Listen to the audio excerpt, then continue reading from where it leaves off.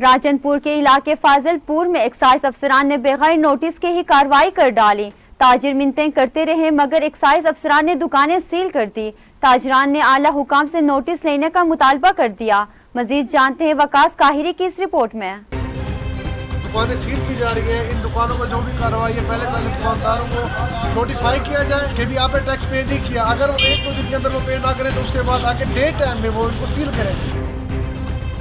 راجنپور کے علاقے فاضل پور شہر میں ایکسائز افسران نے مختلف مارکیٹ پر بغیر نوٹس کے ہی دعویٰ بول دیا۔ ذرائع کے مطابق ایکسائز افسران نے مبینہ طور پر ایم اسماعیل پلازا کو مکمل سیل کر دیا، جس میں مختلف بینک بھی موجود تھے۔ ایکسائز ذرائع کے مطابق پلازا مالکان نے پراپر ٹیکس ادا نہیں کیا، جس کی وجہ سے مارکیٹوں، دکانوں اور بینکوں کو سیل کر دیا گیا۔ اس موقع پر دکانداروں اور تاجروں نے احتجاج کرتے ہوئے بتایا کہ محکمہ ایکسائز نے کسی قسم کا بھی نوٹس نہیں دیا۔ پراپرٹی ٹیکس تو مالکان نے دینا ہوتا ہے، ہم تو کرایہ دار ہیں، ہمارا کاروبار کیوں متاثر کیا جا رہا ہے؟ تاجروں نے مزید کہا کہ اگر ہماری دکانوں کو ڈی سیل نہیں کیا گیا تو ہم بائیکار سے رجوع کریں گے۔